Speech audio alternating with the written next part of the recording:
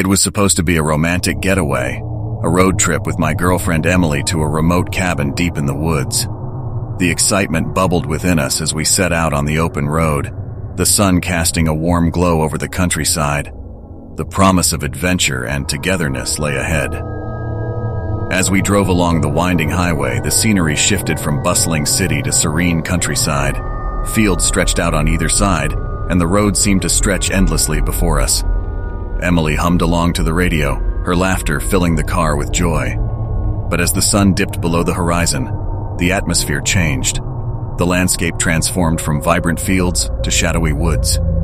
Emily's cheerful demeanor shifted, and she became unusually quiet. I glanced at her, concern etching my features. "Hey, are you okay?" I asked. She nodded, offering a weak smile. "Yeah, I'm just feeling a bit off. Maybe it's the change in scenery." I brushed it off as fatigue and focused on the road ahead. The darkness seemed to press against the car windows, and a sense of unease settled over me like a heavy blanket. Emily's discomfort was contagious, and I couldn't shake the feeling that we were being watched. Hours passed and the road became a monotonous blur. Emily had dozed off, her head resting against the window. I focused on the road, the only source of familiarity in the ever-darkening night.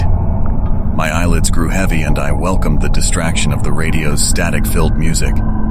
A sudden chill swept through the car, causing me to shiver. I glanced at the rearview mirror, my heart skipping a beat. In the dim light, I saw a figure sitting in the back seat. My breath caught in my throat as I realized there was a person behind me, their hands outstretched toward my neck. I blinked, convinced it was a trick of my tired mind. But when I looked again, the figure remained, its pale face obscured by shadows. Panic surged through me and I swerved the car, my pulse racing. Emily jolted awake, her eyes wide with alarm. "What's wrong?" she exclaimed. I struggled to find words, my gaze locked on the mirror.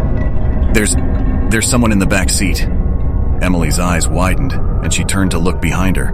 But there was nothing there, just an empty back seat, devoid of any presence. She shot me a concerned look, her brow furrowing. "Are you sure you saw someone?" she asked gently. I nodded, my hands trembling on the steering wheel. "I swear, Emily, I saw them. They were reaching out for me." She placed a reassuring hand on my arm. "It's okay. Maybe it was just a trick of the light, or maybe you're just really tired." I wanted to believe her, to dismiss the eerie encounter as a product of exhaustion, but the feeling of icy fingers inches from my neck was too vivid to shake off. We continued driving, the tension in the car palpable. As the miles passed, I couldn't shake the feeling that the figure was still there, lurking just out of sight. Every glance in the mirror revealed an empty back seat, but the sense of being watched remained. Emily tried to lighten the mood with conversation, but her words fell flat against the weight of the unsettling experience. A rest stop appeared on the horizon, and I pulled over, desperate for a break from the suffocating unease. Emily and I got out of the car, the cool night air a welcome relief. She put her arms around me, offering comfort in the midst of our shared fear. "We should get some fresh air," she suggested. "Maybe that'll help clear our heads." We walked along the deserted rest stop, the darkness punctuated by the soft glow of the moon. I glanced back at the car, my heart skipping a beat. There, in the window, I saw the figure again, its pale face staring at me, its hand reaching out. I stumbled back, my breath catching in my throat. Emily turned to me, concern etched across her features. "What is it?" I pointed at the car, struggling to find words. It's back, in the window." She followed my gaze, her eyes widening, but when she looked, there was nothing there. Just the reflection of the moonlight on the glass. "Are you sure you're okay?" she asked softly. I nodded, my voice barely above a whisper. "I don't know, Emily. I saw it. I saw someone. Or something." She took my hand, her touch grounding me in reality. "We need to stay calm and stay together.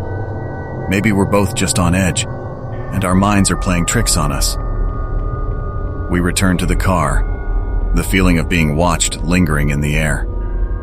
As we continued our journey, I couldn't shake the sense that the figure was still there, just out of sight. Emily's presence brought some comfort, but the fear remained, a silent specter that haunted our every mile. The rest of the trip was a blur, the roads twisting and turning in an endless maze. As dawn broke, we finally reached the cabin, our refuge from the terrors of the road. The figure had vanished, leaving only the lingering traces of its unsettling presence. In the safety of the cabin, we tried to shake off the fear that had gripped us on the road. But the memory of the figure, its hands reaching out for my neck, haunted my thoughts. Emily held me close, her presence a soothing balm against the lingering unease. To this day, I can't explain what I saw on that road trip. Whether it was a trick of the mind, a manifestation of exhaustion, or something more sinister.